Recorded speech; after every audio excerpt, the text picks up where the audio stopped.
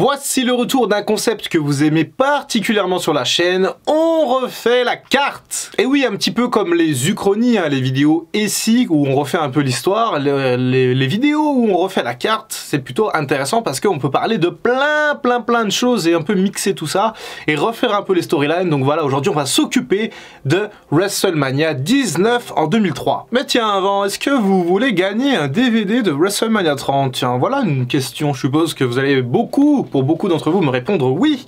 Eh bien, rendez-vous sur Instagram dès maintenant puisqu'on va organiser un concours et où je vous ferai gagner ce magnifique DVD de WrestleMania 30 avec tout le show, tout le pay-per-view et puis le Hall of Fame de 2014. Donc voilà, n'hésitez pas, rendez-vous sur Instagram Dr Wrestling. Bien, c'est assez compliqué de modifier la carte de WrestleMania 19 étant donné qu'il est considéré comme étant l'un des meilleurs de l'histoire, au moins dans le top 10. Mais quand même, vous allez voir qu'on aurait pu faire un peu mieux. Il y a quand même pas mal de matchs que je vais garder, mais il y a certains matchs que je vais modifier. Je vais faire intervenir certaines superstars qui étaient prêtes à l'époque, mais qui n'avaient pas été sur WrestleMania 19. Donc on va faire ça maintenant, c'est parti. Bon, d'abord parmi les matchs que je garde, hein, ensuite on fera les matchs fantasy après. Donc je garde bien entendu le triple menace avec le tag team, avec ces équipes-là. Donc la team As, Chavo et Eddie, Chris Benoit et Rhino. Donc voilà, magnifique match tag. En plus à l'époque c'était à la quintessence de la division par équipe de SmackDown, donc ça je garde, y a pas de souci. Je garde aussi l'opener de WrestleMania 19, et oui j'aurais dû faire peut-être dans l'ordre, entre Rey Mysterio et Matt Hardy, un très bon match pour commencer ce WrestleMania 19. Je vais bien entendu garder ce chef-d'œuvre, ce magnifique match de catch entre Monsieur WrestleMania himself, Shawn Michaels, et un petit peu son disciple de l'époque, hein, Chris Jericho, et cette storyline autour de Jericho qui adulait Michaels durant sa jeunesse et qui voulait absolument le battre, cette rivalité du coup qui démarre au Rumble 2003 qui est vraiment passionnante. Et de toute façon, Jericho et Michael, ça a toujours parfaitement fonctionné. Et ce match de WrestleMania 19, il est vraiment superbe. Je vais garder également le match féminin entre Trish Stratus et Jazz à l'époque. Alors c'est vrai que le catch féminin à l'époque, c'était vraiment pas terrible. Hein. Ça venait à peine de revenir d'ailleurs à la WWE.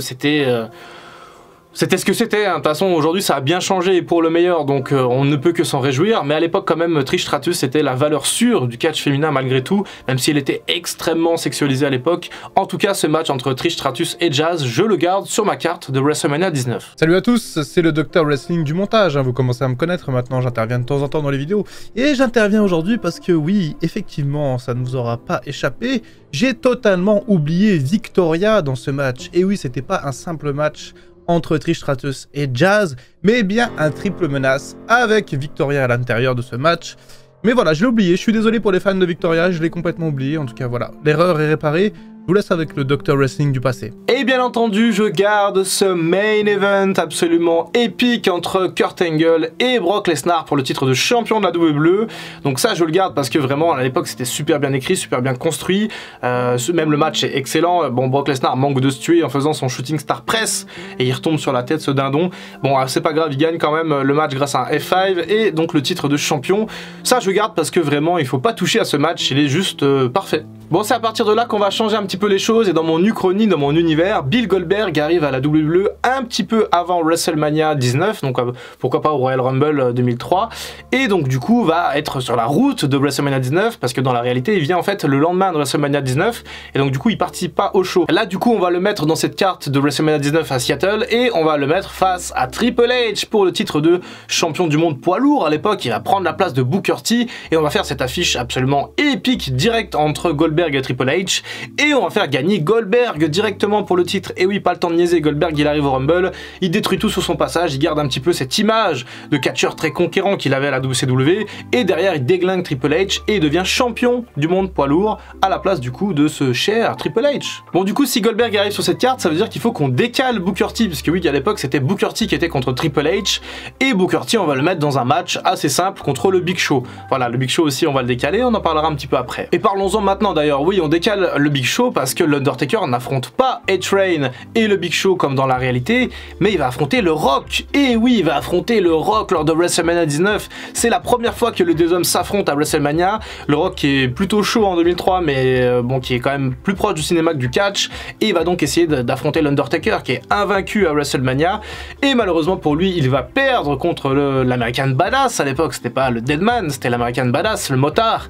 Un match absolument génial entre le Rock Rock et l'Undertaker à WrestleMania, un dream match que beaucoup attendaient lors du plus grand des shows finalement, et une victoire logique de l'Undertaker sur le Rock qui allait partir ensuite faire du cinéma durant toute l'année 2003. Et du coup ça décale également l'un des plus gros matchs du coup qui était entre Steve Austin et le Rock dans la réalité à WrestleMania 19, mais c'est tout décalé parce que Steve Austin il va affronter quelqu'un d'autre lors de ce WrestleMania.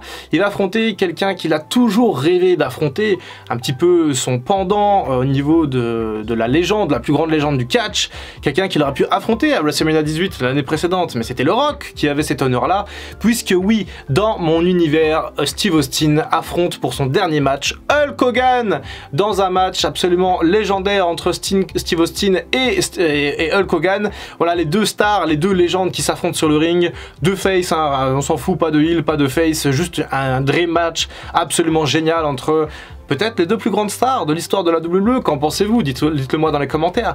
En tout cas, voilà, pour Steve Austin en tant que dernier match, c'était absolument génial d'avoir Hogan. Et puis Hogan aussi également, c'est son dernier match. Donc pourquoi pas faire un last match of de tout. Enfin bref, je sais pas comment on va appeler ça. Vince McMahon à l'époque aurait eu plus d'idées et il aurait pas eu besoin justement de lutter, de catcher contre Hulk Hogan comme dans la réalité, puisque dans la réalité c'était Vince McMahon contre Hogan et Steve Austin contre le Rock à WrestleMania 19. Or là, on enlève Vince McMahon et on met donc Steve Austin contre Hulk Hogan dans un match qu'on aurait sans doute tous aimé voir à l'époque, mais oui, parce que ça aurait été sympa. Voilà mes amis pour cette uchronie, on refait la carte de WrestleMania 19, c'était une vidéo assez courte aujourd'hui, voilà, il n'y avait pas non plus grand chose à dire quand on module un petit peu, quand on mixe les cartes de WrestleMania, il faut essayer de trouver un peu de cohérence, et parfois c'est pas simple, mais là je trouve que pour ce WrestleMania 19, si on l'avait fait avec cette mouture là, avec ces matchs là, ça aurait été encore plus légendaire. Imaginez-vous, Undertaker contre le Rock,